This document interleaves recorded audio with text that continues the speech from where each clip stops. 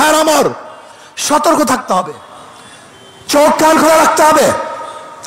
আজকে ফখরুল সাহেব বলেছেন মৌলবীদের কোনোদিন ক্ষমতা আসে নাই, আসার সম্ভাবনা নেই। আমি ফখরুল সাহেবকে বলবো, আপনি মৌলবী হিসাবে মৌলবাদী বলে কাকে মিন করতে চান? কে মৌলবাদী? হিন্দু মৌলবাদী, খ্রিস্টান মৌলবাদী, বৌদ্ধ মৌলবাদী, না মুসলিম মৌলবাদী? ইসলামী মৌলবাদ জিন্দাবাদ, জিন্দাবাদ। ইসলামী মৌলবাদ জিন্দাবাদ, জিন্দাবাদ। ইসলামী মৌলবাদ জিন্দাবাদ, জিন্দাবাদ। আমরা ইসলামী মৌলবাদী বিশ্বাসী। আমি মুসলমান, আমার মূল ঠিক আছে। আমি মূলকে বাদ দিয়ে রাজনীতি করতে পারি না। 92% মুসলমানদের দেশে ইসলামী মূল্যবোধকে বাদ দিয়ে, ইসলামী মূল্যবোধকে বাদ দিয়ে কেউ কোনোদিন রাজনীতি করতে পারে নাই, পারবে না ইনশাআল্লাহ। কাজে আপনি যে স্বপ্ন দেখেছেন মৌলবাদীর ক্ষমতা আসবে না, আসে নাই, সম্ভাবনা নাই। আর আমি উল্টো দেখছি, ইনশাআল্লাহ আগামী বাংলাদেশ ইসলামী মৌলবাদীদের বাংলাদেশ, আগামী বাংলাদেশ কোরআন সুন্নাহর বাংলাদেশ, আগামী বাংলাদেশ এদেশের স্বাধীনতাকামী মানুষের বাংলাদেশ, আগামী বাংলাদেশ ধর্মীয় ব্যক্তিত্ব বাংলাদেশ, আগামী বাংলাদেশ সাম্য, মানবিক মর্যাদা এবং ন্যায় বিচার প্রতিষ্ঠিত বাংলাদেশ। আউযু বিল্লাহি মিনাশ শাইতানির রাজীম। বিসমিল্লাহির রহমানির রহিম। ওয়া তিলকাল আইয়ামু নুদাবিলুহা বাইনান নাস। সবাই দুরূদ শরীফ আল্লাহুম্মা সাল্লি আলা মুহাম্মাদিন নাবিল উম্মি ওয়া আলিহি ওয়া সাল্লিম তাসলিমা। ইসলামী ছাত্র আন্দোলন কর্তৃক আয়োজিত আজকে এই ছাত্র সম্মেলনের সভাপতি, আজকে সম্মেলনের প্রধান অতিথি ইসলামী আন্দোলন বাংলাদেশের মুহতারাম আমির হযরত পীর সাহেব হুজুর চরমনাই দামাত বরকাতুল আলিয়া, সাম্য উপবিষ্ট সকল স্তরের ছাত্র ভাইয়েরা আমার, ভারতের পানি আগ্রাসনের বিরুদ্ধে এবং অপরাধীদের বিচারের দাবিতে আজকে সমাবেশ। ভারত সম্পর্কে কম বেশি আমরা সবাই জানি। এই ভারত এক সময় ছিল মুসলমানদের কর্তৃত্ব, মুসলমানদের শাসন। দীর্ঘ 750-800 বছর পর্যন্ত এই পাক ভারত উপমহাদেশের শাসক ছিল মুসলমান। কিছু মুনাফিকের মুনাফিকির কারণে 200 বছর ব্রিটিশ শোষণ করেছে, নির্যাতিত হয়েছিল মুসলমান। আবার মুসলমানের আন্দোলনের ভিত্তিতেই এদেশ থেকে ব্রিটিশ পালাতে বাধ্য হয়েছিল। ব্রিটিশ যাওয়ার পরে ভেবেছিলাম এদেশের মানুষ শান্তি পাবে, মুক্তি পাবে, প্রত্যেকের অধিকার ফিরে পাবে, কিন্তু ভারত তা করে নাই। আবার আন্দোলন সংগ্রাম করে পাকিস্তান নামে একটা ভূখণ্ড অর্জন করেছিলাম। ভেবেছিলাম মানুষ শান্তি পাবে, মুক্তি পাবে, অধিকার ফিরে পাবে, কিন্তু পশ্চিম পাকিস্তান আমাদেরকে আমাদের অধিকার না দেওয়ার কারণে আবার তাদের বিরুদ্ধে আন্দোলন সংগ্রাম করে আমরা বাংলাদেশ স্বাধীন করেছিলাম দ্বিতীয়বার।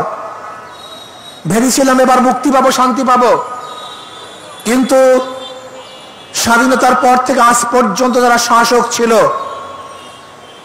তারা এদেশের মানুষের আকাঙ্ক্ষা এবং চাহিদা বাস্তবায়ন করতে পারে নাই, মানুষের অধিকার ফিরিয়ে দিতে পারে নাই। দলীয়করণ, ব্যক্তিকরণের মাধ্যমে, জুলুম অত্যাচারের মাধ্যমে দেশকে ধ্বংস করে ফেলেছে। ভারতকে বন্ধু বানিয়েছে, অথচ যার ভারত বন্ধু থাকে তার শত্রু প্রয়োজন হয় না।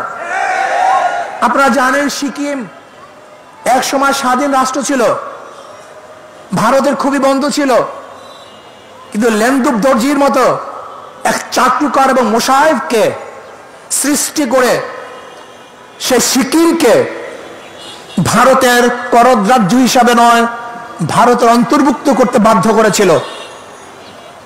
আপনারা জানেন হায়দ্রাবাদ স্বাধীন রাষ্ট্র ছিল।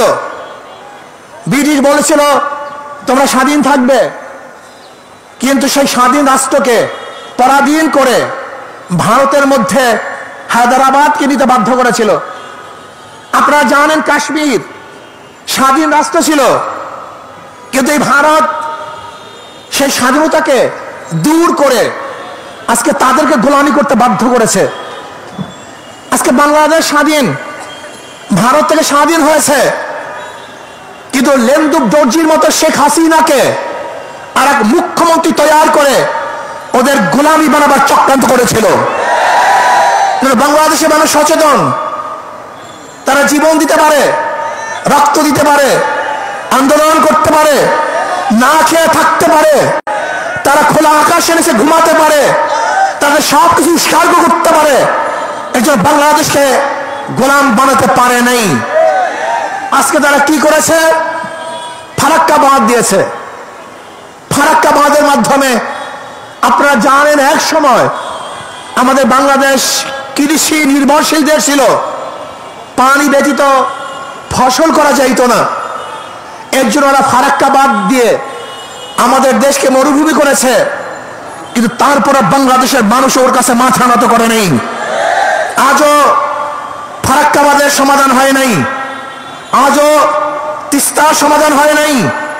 আজকেও প্রবাহিত ভারত থেকে যে নদী এবং খালগুলি আছে তার পানির ন্যায্য ইচ্ছা এখন আমরা পাই নাই। ওদের পানির দরকার নেই, ওরা প্রতি বছর আমাদেরকে পানি দিয়ে মারা চক্রান্ত করে। এবার বাংলাদেশের প্রত্যেক মানুষকে ঐক্যবদ্ধ হতে হবে।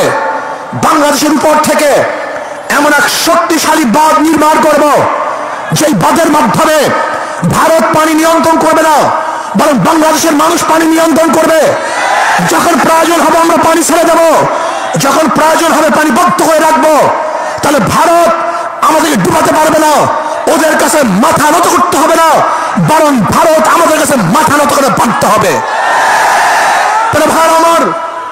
ওরা আমাদের অর্থনীতিকে ধ্বংস করে ফেলেছে, আমাদের সংস্কৃতিকে ধ্বংস করে ফেলেছে। আজকে ইসলাম শিক্ষা বইয়ের মধ্যে দেবীর মূর্তি আঁকা হয়েছে। আজকে রাধা এবং রামের কৃষ্ণের সবক পড়ানো হচ্ছে। আজকে আমাদের বাংলাদেশের 92% মানুষদেরকে নাস্তিক বানাবার চক্রান্ত চলতেছে। আমি অন্তর্বর্তীকালীন সরকারের বলবো, এই শিক্ষা কারিকুলামকে পরিবর্তন করতে হবে। বাংলাদেশের 92% মানুষের আশা এবং আকাঙ্ক্ষা অনুযায়ী, বৃহত্তর মুসলিম এই সংখ্যাগরিষ্ঠ মানুষের আশা এবং আকাঙ্ক্ষা অনুযায়ী সিলেবাস তৈরি করতে হবে। আমি বলবো, কবির চৌধুরী স্বঘোষিত নাস্তিককে নিয়ে যে শিক্ষা কমিশন গঠন করা হয়েছিল 2010 সালে, সেই শিক্ষা কমিশন পরিবর্তন করে আলেম ওলামা জ্ঞানী মানুষের মাধ্যমে শিক্ষা কমিশন গঠন করে এদেশের মানুষ, এদেশের মুসলমান, এদেশের ধর্মীয় মানুষ, হিন্দু ধর্ম, খ্রিস্টান, বৌদ্ধ সমস্ত মানুষের আশা এবং আকাঙ্ক্ষা অনুযায়ী সিলেবাস সাজাতে হবে। কোন অবস্থাতেই 92% মুসলমানদেরকে বাদ দিয়ে বাংলাদেশের মানুষ কোন সিলেবাস চায় না, হতে পারে না, হবে না। যে সিলেবাসের মধ্যে নবী মুহাম্মদ সাল্লাল্লাহু আলাইহি ওয়াসাল্লাম ইতিহাস থাকবে না, যে সিলেবাসের মধ্যে আবু বকর ইতিহাস থাকবে না, যে সিলেবাসের মধ্যে ওমরের গল্প থাকবে না, যে সিলেবাসের মধ্যে উসমানের কথা থাকবে না, যে সিলেবাসের মধ্যে আলীর গল্প থাকবে না, ওই সিলেবাস বাংলাদেশে চলবে না, চলবে হবে না। যে সিলেবাসের মধ্যে শাহজালাল ইয়ামানির ইতিহাস থাকবে না, সম্রাটদের ইতিহাস থাকবে না, যে সিলেবাসের মধ্যে এদেশ যারা শাসন করেছে, এজেন্টরা গোটা বিশেষকে লড়িয়ে দিয়েছে, তসনস করে ফেলেছে, তাদের ইতিহাস যে সিলেবাসের মধ্যে থাকবে না, বাংলাদেশের বুকে সেই সিলেবাস চলতে দেওয়া হবে না, হবে না ইনশাআল্লাহ। প্রিয় ভাইরা আমার, সতর্ক থাকতে হবে, চোখ কান খোলা রাখতে হবে। আজকে ফখরুল সাহেব বলেছেন মৌলবীদের কোনোদিন ক্ষমতা আসে নাই, আসার সম্ভাবনা নেই। আমি ফখরুল সাহেবকে বলবো, আপনি মৌলবাদী হিসাবে মৌলবাদী বলে কাকে মিন করতে চান? কে মৌলবাদী? হিন্দু মৌলবাদী, খ্রিস্টান মৌলবাদী, বৌদ্ধ মৌলবাদী, না মুসলিম মৌলবাদী? ইসলামী মৌলবাদ জিন্দাবাদ, জিন্দাবাদ। ইসলামী মৌলবাদ জিন্দাবাদ, জিন্দাবাদ। ইসলামী মৌলবাদ জিন্দাবাদ, জিন্দাবাদ। আমরা ইসলামী মৌলবাদী বিশ্বাসী। আমি মুসলমান, আমার মূল ঠিক আছে। আমি মূলকে বাদ দিয়ে রাজনীতি করতে পারি না। 92% মুসলমানদের দেশে ইসলামী মূল্যবোধকে বাদ দিয়ে, ইসলামী মূল্যবোধকে বাদ দিয়ে কেউ কোনোদিন রাজনীতি করতে পারে নাই, পারবে না ইনশাআল্লাহ। কাজে আপনি যে স্বপ্ন দেখেছেন মৌলবাদীর ক্ষমতা আসবে না, আসে নাই, সম্ভাবনা নাই। আর আমি উল্টো দেখছি, ইনশাআল্লাহ আগামী বাংলাদেশ ইসলামী মৌলবাদীদের বাংলাদেশ, আগামী বাংলাদেশ কোরআন ও সুন্নাহর বাংলাদেশ, আগামী বাংলাদেশ এদেশের স্বাধীনতাকামী মানুষের বাংলাদেশ, আগামী বাংলাদেশ ধর্মীয় ব্যক্তিত্ব বাংলাদেশ, আগামী বাংলাদেশ সাম্য, মানবিক মর্যাদা এবং ন্যায় বিচার প্রতিষ্ঠিত বাংলাদেশ। আগামী বাংলাদেশ হবে বৈষম্য বিরোধী বাংলাদেশ। এখানে ধনী গরিব, শিক্ষিত মূর্খ, মুসলমান, হিন্দু, খ্রিস্টান, যে জেলে, তাঁতি, কামার, মজদুর, যে সমস্ত ব্যক্তি যেখানে যেই ভাবে শ্রম দেয় না কেন, প্রত্যেকের অধিকার বাস্তবায়নের বাংলাদেশ। এখানে পুরুষদের অধিকার বাস্তবায়নের বাংলাদেশ। এখানে থাকবে মহিলাদের অধিকার, এখানে থাকবে ছাত্রদের অধিকার, এখানে থাকবে শ্রমিকদের অধিকার, এখানে থাকবে মেতর, কামার, ঋষি এবং তাঁতিদের অধিকার। এই বাংলাদেশ সবার বাংলাদেশ। এখানে ভেদাভেদ থাকবে না, এখানে থাকবে না শেখ হাসিনার পুত্রকে সেই পদ্মা ব্রিজ দেখতে গিয়ে 1.5 ঘন্টার রাস্তা জ্যাম করার ইতিহাস বাংলাদেশ আর দেখতে চায় না। এখানে কোন প্রাইম মিনিস্টারের জন্য, কোন মন্ত্রীদের জন্য, বর্তমান উপদেষ্টা প্রধানের জন্য রাস্তা বন্ধ থাকবে, জনগণ কষ্ট করবে, এই বাংলাদেশ আমরা দেখতে চাই না। এরকম বাংলাদেশ চাই না। এখানে কে উপদেষ্টা, কে প্রাইম মিনিস্টার, কে প্রেসিডেন্ট, সবার জন্য রাস্তা সমান, সবার জন্য অধিকার সমান না। আমরা দেখতে চাই না এই বাংলাদেশ যেখানে একজন মন্ত্রী যাওয়ার সময় গোটা রাস্তা বন্ধ হয়ে যাবে আর গর্ভবতী মহিলারা গাড়ির মধ্যে বাচ্চা প্রসব করবে। এই বাংলাদেশ আমরা দেখতে চাই না। আমরা দেখতে চাই না এই বাংলাদেশ যেখানে একজন উপরস্থ কর্মকর্তা আসার কারণে ফেরি বন্ধ থাকবে আর সেই রুগী ওপারে ফেরির অভাবে ধুকে ধুকে মরবে। এই বাংলাদেশ আর দেখতে চাই না। আমরা দেখতে চাই না বাংলাদেশ বড় লোকরা বিদেশে গিয়ে চিকিৎসা নিবে আর আমাদের দেশের গরিবরা ধুকে ধুকে চিকিৎসার অভাবে মারা যাবে। সেই বাংলাদেশ দেখতে চাই না। আমি দেখতে চাই না সেই বাংলাদেশ কেউ থাকবে 10 তলায়, কেউ থাকবে 9 তলায়, না। কেউ খাবে, কেউ খাবে না, তা হবে না, তা হবে না। কেউ পড়বে, কেউ পড়বে না, কেউ পরিধান করবে, কেউ পরিধান করবে না, কেউ গোশ খাবে, কেউ মাছ খাবে আর কেউ না খেয়ে থাকবে। সেই বাংলাদেশ আমরা দেখতে চাই না। খাবো সবাই একত্রিত হয়ে খাবো, শান্তি সুখ করবো সবাই একত্রিত হয়ে শান্তি সুখ করবো, দুঃখ কষ্টে থাকবো তো সবাই দুঃখ কষ্টে একসাথে থাকবো, আরামায়েশ করবো সবাই একই সাথে আরামায়েশ করবো।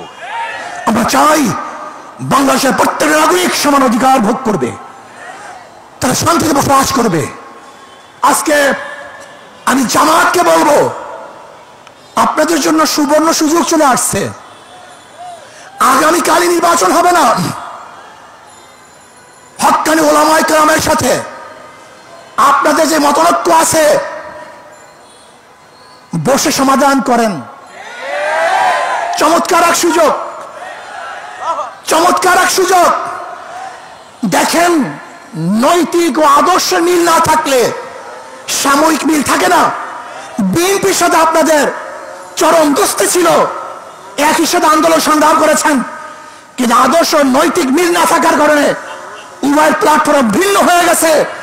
আমরা চাই না অনৈতিক কোনো মানে লোক দেখানো কোন ঐক্য আমরা চাই না। আমরা চাই টেকসই স্থায়ী ঐক্য, যে ঐক্য হবে আর কোনদিন ভাঙবে না, ফাটল হবে না। এর জন্য আমি জামাতকে বলবো, যদি আপনি মনে করেন আমাদেরকে কোন রকমের বুঝিয়ে শুনিয়ে বর্তমান নির্বাচনের এই তরি পাড়ি দিবেন, এটা আমাদের দ্বারা সম্ভব না। আপনারা আসুন, বসুন, হক্কানি ওলামায়ে কেরামের সাথে যে মতনৈক্য আছে সেই মতনৈক্যগুলি মিটিয়ে আমরা এমন টেকসই এক ঐক্যবদ্ধ হব যে ঐক্যবদ্ধ কেউ ভাঙতে পারবে না, কেউ চুটতে পারবে না। ইনশাআল্লাহ আগামী রাষ্ট্র হবে ইসলামের রাষ্ট্র। আসুন আমরা সম্মিলিতভাবে ইসলামকে বাংলাদেশে প্রতিষ্ঠিত করার জন্য চেষ্টা করব। ইসলাম প্রতিষ্ঠিত হলেই সমস্ত জাতি, সমস্ত ধর্ম নিরাপদ থাকবে। এবং সলিমুল্লাহ, যে সলিমুল্লাহ, নওয়াজ সলিমুল্লাহ ইউনিভার্সিটি প্রতিষ্ঠিত করেছে, সেই নওয়াজ সলিমুল্লাহর জন্মবার্ষিকী, মৃত্যুবার্ষিকী ইউনিভার্সিটি প্রতিষ্ঠিত হবে না, পালন হবে না, তাও আমরা চাই না। এখান থেকে বৈষম্য দূর করতে হবে।